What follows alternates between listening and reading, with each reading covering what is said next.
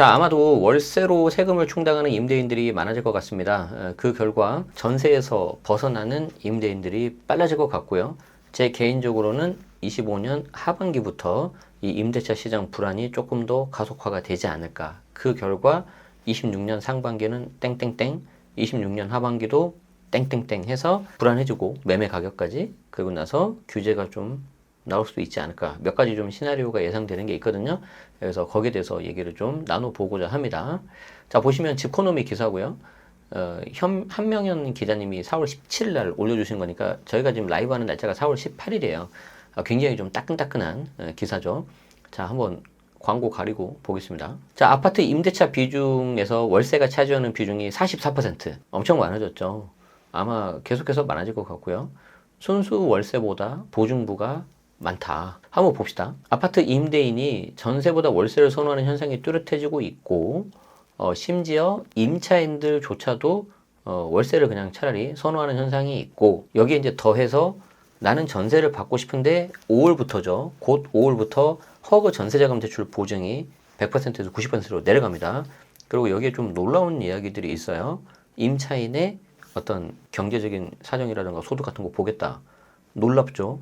그동안 안 받다는 거잖아요. 그래서 전세자금 대출이 좀 상대적으로 잘 나온 이유 중에 하나가 그런 건데 앞으로 좀 들여다보겠다는 거예요. 자, 지난해 이후 기준금리 인하로 은행 예금 금리가 떨어진 데다가 부동산 세금을 월세로 충당하려는 임대인이 늘고 있어서 앞으로 임대인들이 전세보다 월세를 선호하는 현상이 뚜렷해지고 있는데, 이렇게 해서 전세의 월세화가 가속화되면 세입자 주거비 부담이 당연히 커진다 라는 우려가 나오죠. 17일 국토교통부 2월 주택 통계에 따르면 올 1월에서 2월 누계 기준 전국 아파트 임대차 거래에서 월세가 차지하는 비중이 44.2. 그래서 지난해 같은 기간보다 2%포인트 늘었다. 특히 이제 중요한 게 서울이죠. 서울만 보더라도 월세 비중이 41.6에서 43.8로 증가했다. 자, 그리고 이제 재밌는 게 이런 거예요. 아파트는 순수 월세, 즉 보증금이 월세의 12개월치 미만인 경우, 그래서 만약에 예를 들어서 월세가 200만 원이다. 그러면 보증금은 어떻게 되는 거예요? 12개월치니까 2,400. 그렇게 이제 좀 보증금을 딱 12개월치, 보통 상가는 10개월 정도 하잖아요. 그렇죠? 이렇게 하는데 그거보다는 보증부 월세, 훨씬 더 이제 보증금이 월세 12개월치보다 많은 거죠. 12에서 240개월치. 그러니까 이제 계산도 안 되네. 200만 원이면은 240개월이니까 200만 원 곱하기 240 하면은 4억 8천이죠. 그래서 뭐 그런 식으로 가는 보증부 월세. 우리가 흔히 말하는 이제 반전세라고 생각하시면 돼요. 그래서 보증부 월세, 반전세. 보증금이 월세 240개월치보다 더 초과되는 경우. 그런 것보다 이제 순수 월세가, 아직은 이제 순수 월세보다는 보증부 월세와 반전세가 좀 많이 있다. 그런데 이게 점점 이게 좀 순수 월세 쪽으로 가겠죠. 자, 전세값이 높다 보니까 보증금 일부를 월세로 전환하는 반전세가 증가한 영향인데, 임대인 입장에서는 사실 저게 되게 좋은 전략 중에 하나가 될 수 있어요. 무슨 말이냐면, 내가 이번에 전세가 뭐 한 3억 정도인데 한 5천만 원으로 해서 3억 5천으로 올리려고 해요. 그런데 가만히 생각해 보니까 내가 3억 5천으로 올린다 하더라도 뭐 당장 내가 5천만 원이라는 큰 돈이 들어오지만 이거 내 돈이 아니잖아요. 돌려줘야 되는 돈이잖아요. 그렇죠? 그리고 사회적 분위기도 전세 보증금을 안 돌려주면 무조건 사기라고 딱 규정 지어버리잖아요. 사기가 되려면 내가 의도를 가지고 상대방을 기망을 해야 되는데 그런 거 따지지 않는다는 거지. 그러니까 좀 그런 것도 부담되고 괜히 내가 욕먹기도 싫고. 맞죠? 그런데 마침 임차인도 월세로 해달래, 반전세로 해달래. 왜? 알고 봤더니 이제 허그 보증 그게 비율이 100%, 90%로 낮아지는 거죠. 그러니까 뭔가 이거 딱딱딱 맞는 거예요.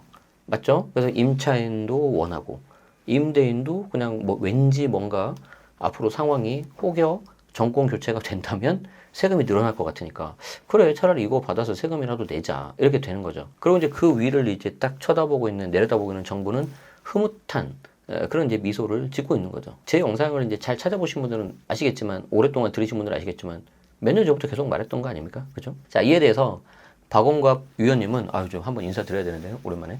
자, 전세 사기 여파로 빌라 전세 수요가 아파트로 넘어왔다. 전세 보증금을 낮추고 월 임차료를 내는 식의 월세화가 이어지고 있다. 맞아요.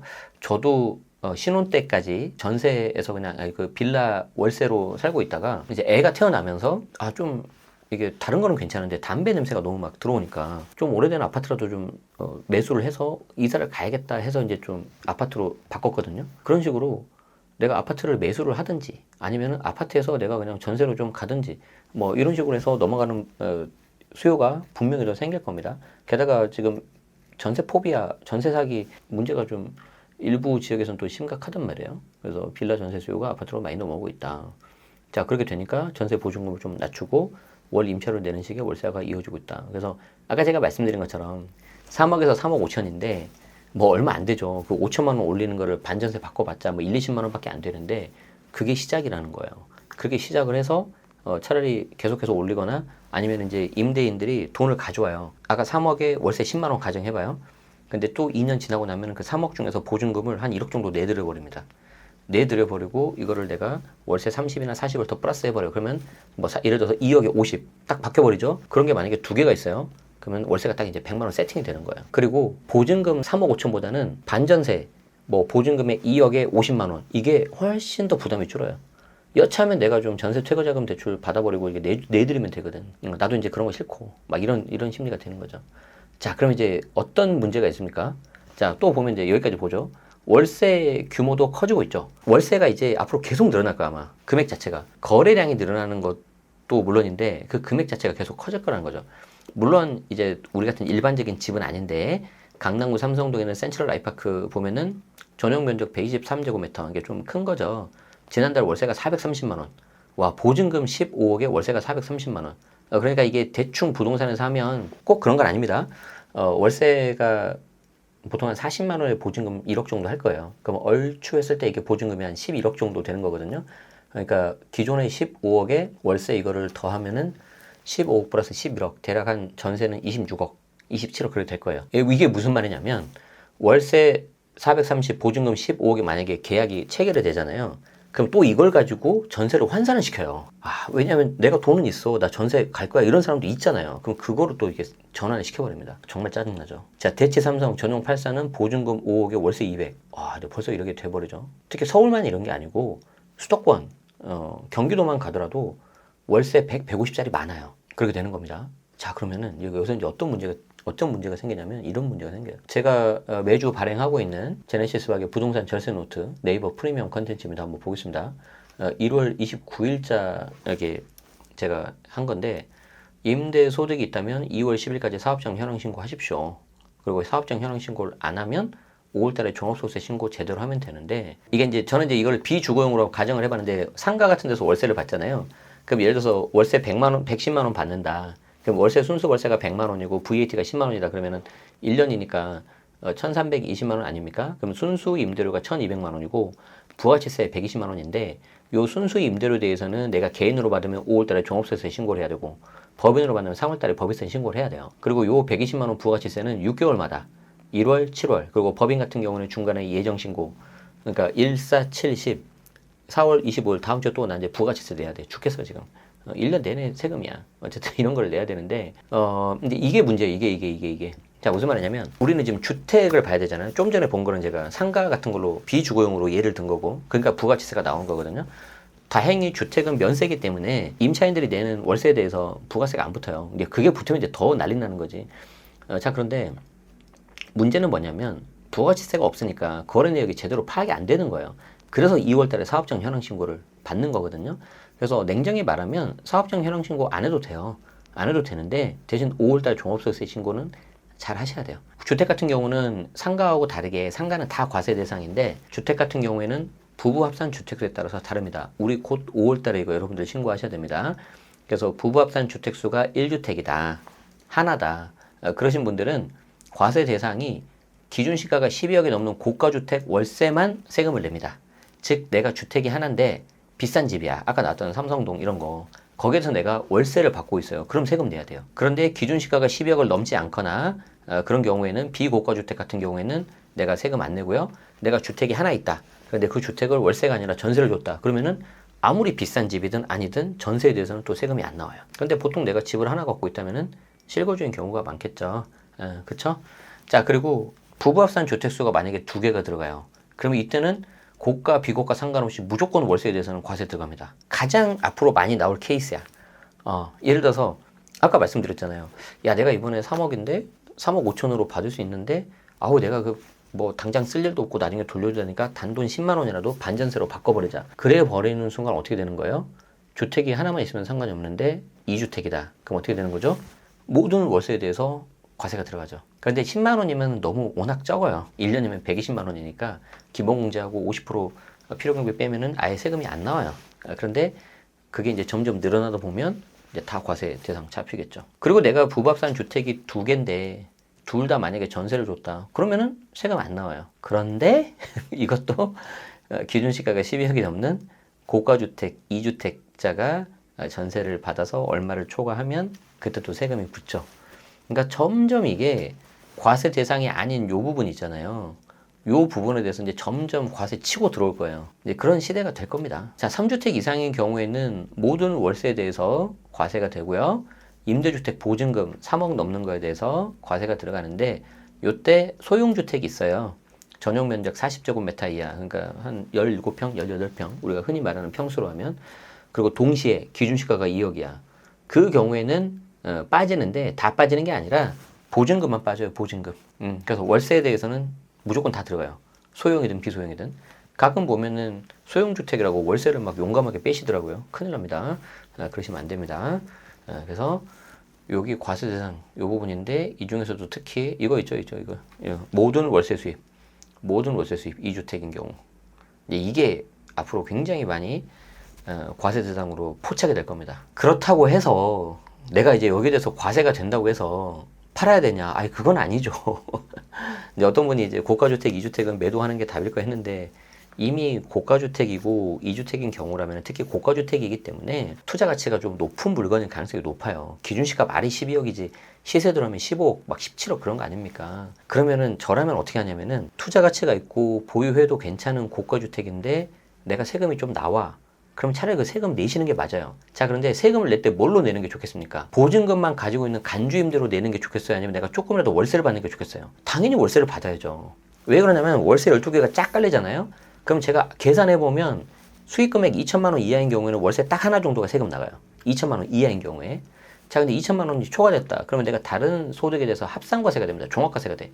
그래서 12개 월세 중에서 2개 아니면 3개 정도 나갈 수가 있어요. 여기에 건보료까지 고려해야 되고. 그렇다 하더라도 나는 월세가 11개, 10개, 9개가 남어. 그게 훨씬 낫죠. 그런데 내가 보증금에 대해서 이 전세금에 대해서 세금이 나가기 시작하면 생돈이 나가는 거예요. 임대인 입장에서. 말이 그렇지 이 보증금을 온전히 다 가지고 있는 사람이 많지 않잖아요. 간주 임대료는 이 보증금에 대해서 은행에다 넣었다고 간주하고 실제 그렇지 않더라도 간주해서 예금 이자율 만큼 해서 세금을 걷어가는 그런 제도인데 실제로는 그렇게 하는 경우가 많이 없기 때문에 차라리 월세로 전환하는 게 낫겠죠. 그렇기 때문에 아까 말한 이 말이 맞는 거예요. 여기 보세요. 지난해 이후 기준금리 인하가 떨어졌고 부동산 세금을 월세로 충당하려는 임대인이 늘고 있어서다. 이 말이 핵심이라니까요. 이제 앞으로 세금이 많이 늘어날 것 같은데 굳이 내가 보증금만 다 세팅을 해가지고 간주임대로 낼 필요가 뭐가 있냐. 차라리 조금이라도 월세를 받겠다. 이렇게 되는 거죠. 그러면 아까 말씀드린 대로 어떻게 되는 거예요? 주택수가 적더라도 월세에 대해서 과세가 곧바로 들어가 버리잖아요. 간주임대료는 3주택부터 된단 말이지. 3주택부터. 근데 월세는 2주택만 돼도 다 들어가 버리잖아요. 그러니까 누구만 좋아? 정부가 제일 좋지. 이거는 여러 번 말했는데 제가 2019년 유튜브 시작하면서부터. 그래서 이제 제 입장에서는 사실 너무 똑같은 말을 많이 해서 이제 그만해야 될 것 같은데 하는데 댓글이나 채팅창을 보면 그러시더라고요. 계속 해달래요. 왜요? 그랬더니 들을 때마다 새롭대요. 그래서 이제 제가 이제 예전에 공부했을 때도 생각을 해보니까 그랬지. 나도 그때 뭐 세무사님, 회계사님 수업 듣고 다음날 되면 곧바로 잊어버렸지. 뭐 그랬던 시절이 나서 제가 알고 있는 한 최대한 많이 알려드리도록 하겠습니다. 어쨌든 우리는 어떻게 해야 됩니까? 다가오는 월세 시대에 대해서 대비해야 된다. 그럼 이 다가오는 월세 시대에 대해서 내가 임대인으로 대비를 할 거냐? 임차인으로 대비를 할 거냐? 그걸 꼭 잘 생각해 보시면 좋겠습니다. 아시겠죠? 자, 도움되셨다면 좋아요, 구독 부탁드리고요. 앞으로는 보유세, 그리고 매년 내야 되는 이 주택 임대소득세 이 2개가 핵심이 될 겁니다. 제가 예언하는데. 그리고 양도세는 당장은 괜찮을지 모르는데 26년 5월 9일 지나서 즉 5월 10일부터가 되면 양도세 중과도 시행될 수가 있다고 봐요. 그러면은 이제 지옥 문이 열리는 거다. 그래서 그럴 때는 정말 조심해야 되는 게 꼭 여러분들이 매각하시기 전에 세무사님하고 상담하시고 특히 세대기준 주택수 정말 잘 체크하셔야 됩니다. 같이 살고 있는 가족 주택수, 주민등록표 상관없어요. 요즘에 그거 잡아내는 게 좀 되게 잘 잡아내고 있거든요. 옛날에는 시스템이 행정력이 미비해서 놓치는 경우가 있는데 조심하셔야 돼요. 여기에 이제 주택임대사업자 등록된 물건 끼어들잖아요. 아주 그냥 난리도 아닙니다. 그래서 그 부분은 조금 약간 고급적으로 가셔야 돼요. 제가 이제 남은 기간에 또 뭐 오프라인 강의나 온라인 강의, 그리고 이제 4월 달까지 좀 지나고 나면 제가 바쁜 게 좀 끝나거든요. 그럼 제가 이제 5월 달에 다시 1대1 멘토링 그 상담 같은 것도, 유료 상담 같은 것도 좀 이렇게 재개를 할 수 있으니까 궁금하신 분들은 댓글 남겨주시면 고맙겠습니다. 자, 오늘 함께 해주셔서 고맙습니다.